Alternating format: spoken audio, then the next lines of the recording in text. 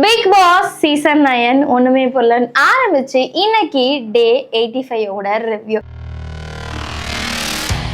ஒரு எபிசோட்ல சண்டை இருக்கலாம், பட் எபிசோட் ஃபுல்லாவே சண்டை இருக்கு அப்படின்னா அது கண்டிப்பா இந்த எபிசோடா தான் இருக்கும். ஸோ எடுத்தோடனே என்ன ஆகுது அப்படின்னா, கமருதீன் வந்து சாண்ட்ரா கிட்ட சொல்லிட்டு இருக்காரு அந்த பேட் டச் விஷயத்தை பத்தி. ஸோ நீங்க ஏன் இதை திரும்ப திரும்ப கொண்டு வரீங்க, அவங்க நிறைய இடத்துல இதை முடிச்சுட்டாங்களே அப்படின்ற மாதிரி பார்வதிக்கு சப்போர்ட்டா சாண்ட்ரா வந்து பேசினாங்க. பட் ஸ்டில் அவர் வந்து அதை சொல்லிட்டே இருக்காரு, இவங்க வந்து என்ன இப்படி ப்ரொஜெக்ட் பண்றாங்க, அது அப்பவே முடிஞ்ச விஷயமா இருந்தாலும் அவங்க திரும்ப திரும்ப அதை சொல்லிட்டே இருக்காங்க அப்படின்ற மாதிரி சொல்றாரு.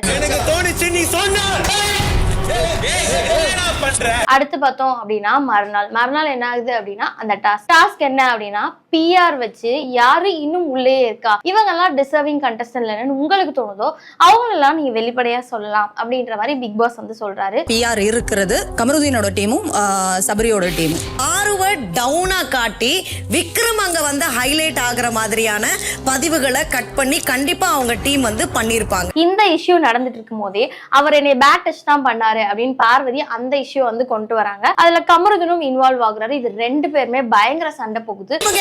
பேசுறது 100 வாட்டி